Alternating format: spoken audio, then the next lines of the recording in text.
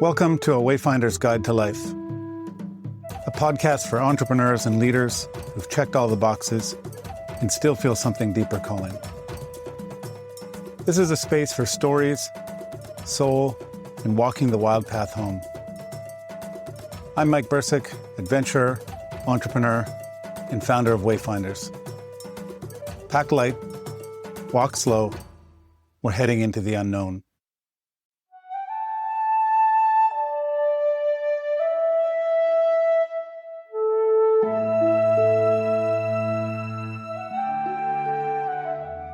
It's a dangerous business, Frodo, going out your door. You step onto the road, and if you don't keep your feet, there's no knowing where you might be swept off to.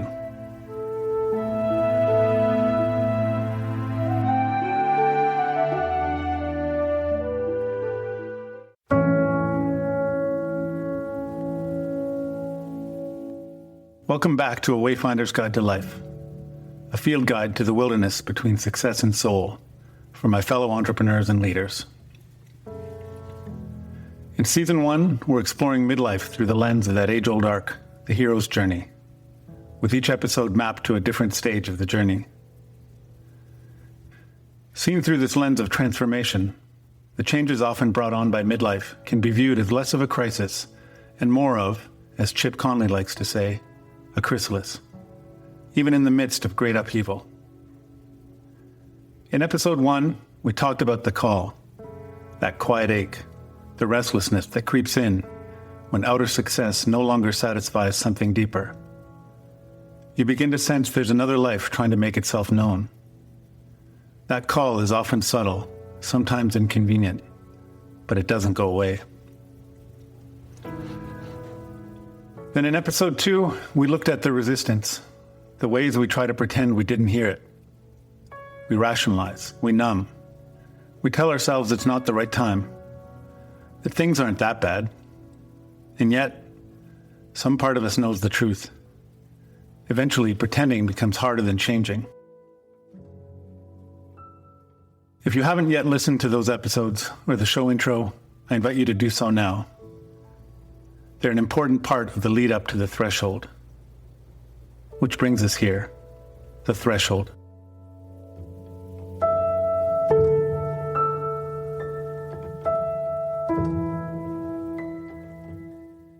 The threshold is sacred ground. It marks the moment you choose your soul, when you choose courage over comfort, the unknown over the familiar. This is the moment after the call has stirred something in you, after you've stopped ignoring it, after the resistance finally softens. The moment when the status quo is no longer acceptable, when continuing to live out of alignment feels more dangerous than stepping into the unknown. You're standing at the edge now, looking out over something foggy and unfamiliar. You can't see the path. You might not even know what direction you're meant to go, but you know you can't go back. Not really. Something in you is already shifting forward.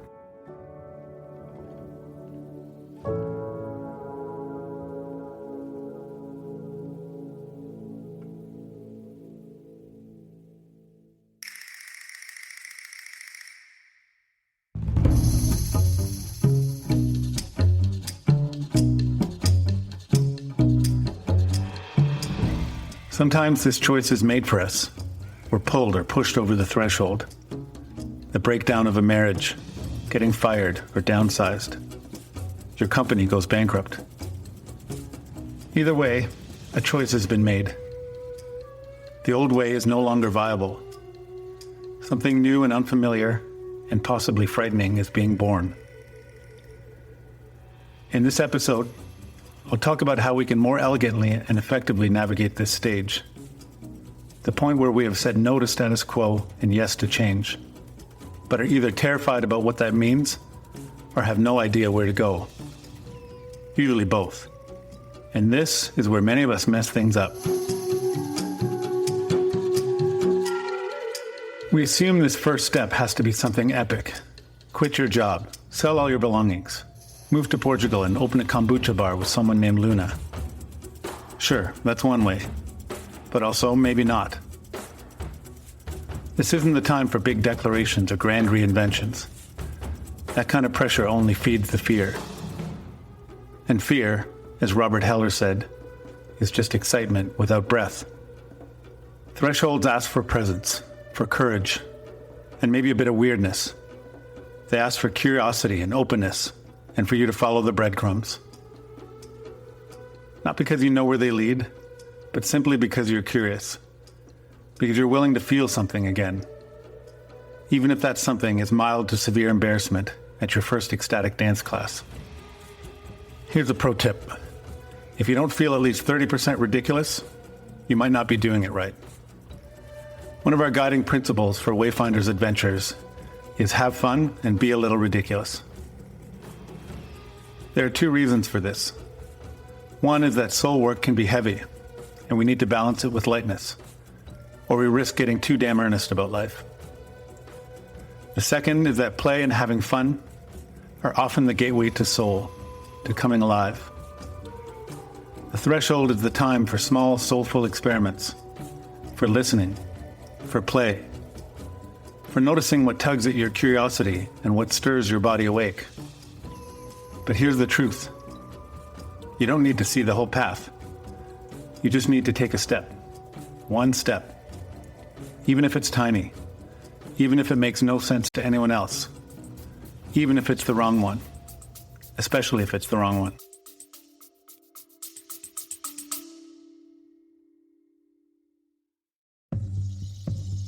Hey, quick pause for something important. If you're enjoying this conversation, if something in the show is resonating, I'd love to ask a small favor. Go ahead and hit pause and make sure you're following or subscribed to the show. That way you won't miss some amazing upcoming episodes. Go ahead, I'll wait.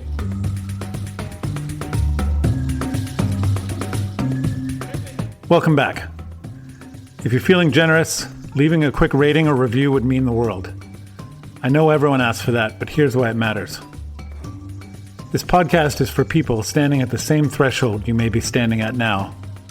And ratings and reviews are how the algorithm gods decide who gets to find it. They help this show reach others quietly asking the same questions, quietly aching for the same shift. So if this space has offered something meaningful to you, help it find the next soul who needs it. Thanks in advance if you leave a review. All right, back to the episode.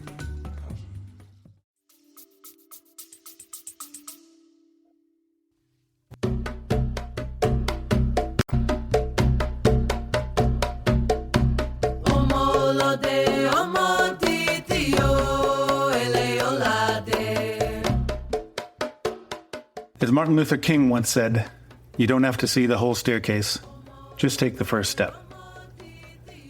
If you're anything like me, raised in the temples of planning and performance, that first step can feel less like a confident stride and more like leaping into fog with a blindfold on. Do it anyway. That next step might be going to a dance class, might be calling a friend you haven't spoken to in years. It might be leaving your phone at home and walking in silence. Not because any of these will change your life on their own, but because they help you come alive. And aliveness is the compass.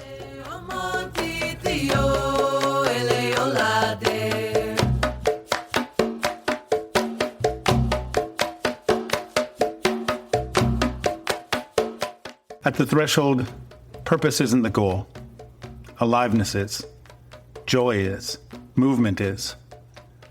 You're not solving a problem. You're reconnecting with your instincts, your body, your curiosity. Because here's the secret.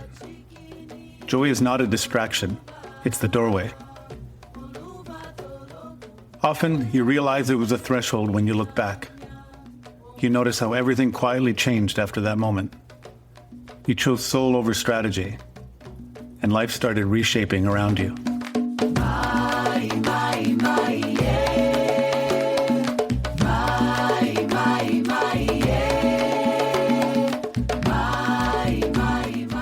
In 2018, after several years of running my former company with my foot firmly on the gas of growth and scale, my threshold arrived. For years, I had resisted the truth. My company no longer served the person I was becoming, and it no longer brought me joy. I ignored that truth, buried it, and convinced myself that meaning would eventually catch up with momentum. Then, two things happened to break through that resistance. On their own, they were small, but together, they cracked open something in me. The first was Ryan Holiday's excellent book, Ego is the Enemy.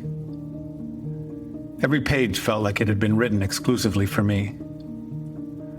Looking back over 5 years of relentless expansion, I saw how much of it had been driven by my ego. My BHAGs, big, hairy, audacious goals, once a source of pride, now looked like a monument to my big, hairy, audacious ego. The second was a workshop I attended with Philip McKernan, a fellow coach and transformational events host. It was one of the first times a single question shook me to my core. That experience solidified my belief in the power of the right question asked at the right time. Philip asked, "Where in your life are you seeking validation, and why?" I thought back to the goal I set in 2016 to be on the cover of Entrepreneur magazine, and for my company to be operating in 150 countries by 2021.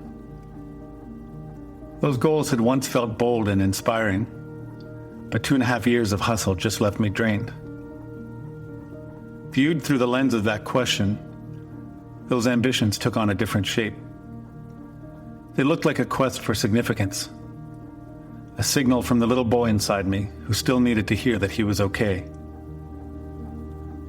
Ryan's book and Philip's question rooted themselves deep in my psyche for weeks. I tried to outrun them, to outwork the discomfort, but they stayed. Then, one morning, clarity, a lowering of the shields.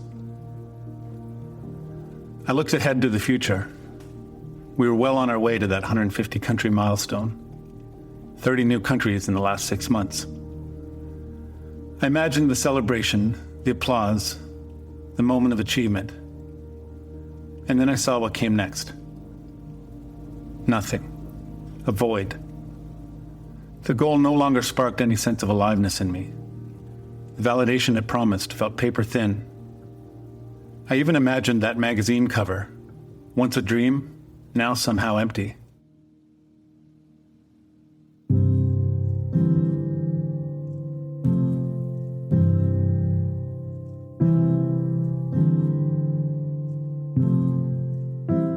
The whole pursuit seemed, in that light, strangely sad.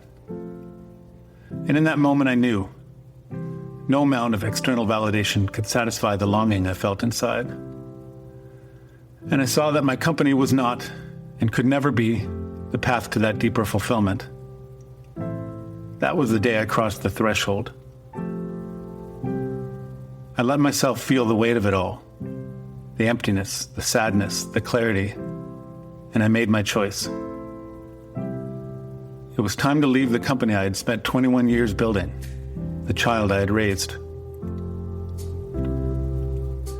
And in a beautiful full-circle moment, I'm now co-creating something with the very friend, Philip McKernan, whose question helped catalyze that turning point.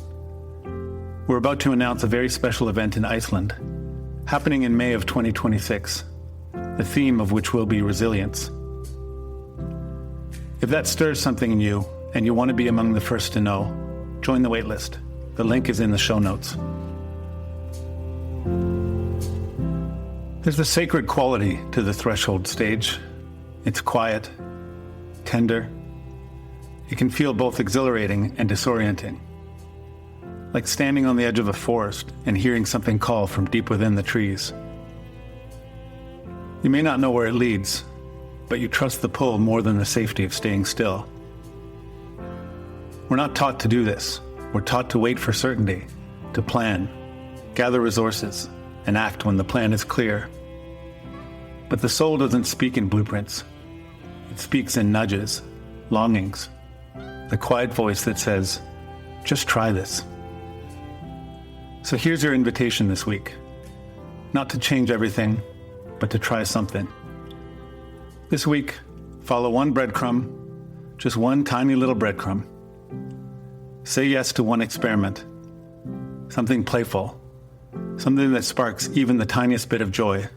Let that be enough. Try something that feels a little risky or straight up odd. Join a local choir. Try goat yoga. Bake some sourdough bread with your eyes closed. Start a salsa class even though you have the rhythm of a broken metronome. Or just sign up for the next thing that hits your inbox. Doesn't matter what you do, only that it brings you a flicker of aliveness.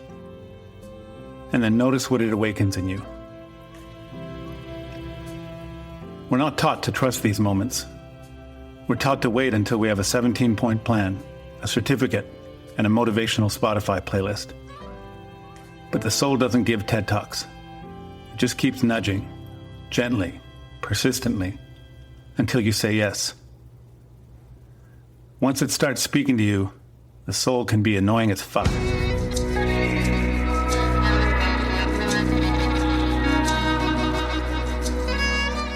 If you do follow some breadcrumbs this week, I'd love to hear about it. Truly, I mean it. If you do something wild and brave or just wonderfully silly, send me a note or drop a comment.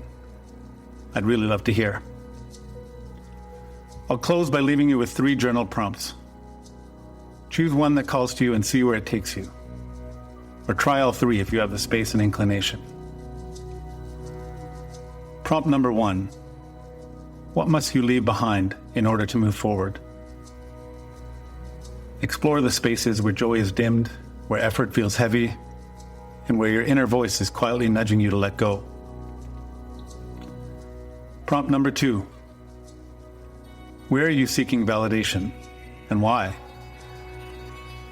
Reflect on the goals, roles, or pursuits in your life that may be fueled by a need to be seen or approved of. Ask what your soul would choose if validation were no longer required. And prompt number 3.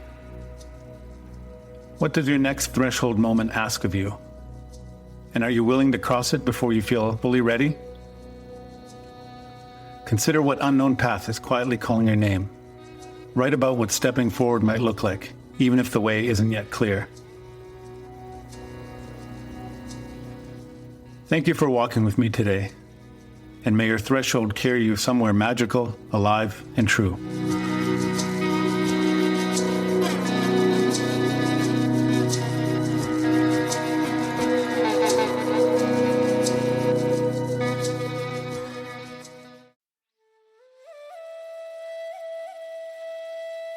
Thanks for walking a while with me today.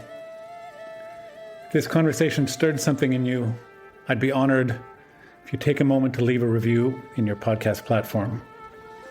Reviews are how this podcast finds its way to others who might be standing at the same threshold, wondering if there's more waiting for them too. And they're a great way to make a deposit into your karmic bank account. If and when you're ready to go deeper, here are 3 ways. You can join one of my upcoming adventures with Wayfinders, where I gather entrepreneurs and leaders in midlife in some of the wildest and most beautiful places around the world to reconnect with self, with soul, and with each other. This coming October, I'm heading back to the wilds of Mongolia. In March of 2026, we'll explore the deserts of the Sinai Peninsula with the Bedouins, and in October of 2026, I'm going back to the magical Himalayan kingdom of Bhutan. You can learn more at way-finders.com. If you're a fan of the written word, you can also subscribe to my Substack newsletter for weekly stories, reflections, and invitations into the quiet, meaningful corners of life. Finally, if you'd like to connect live with other soulful entrepreneurs, join our next online Soul Talks, a monthly conversation space for people walking this road with heart. You'll find all of these linked in the show notes. Until next time, may you walk gently, listen deeply, and trust the wild places within.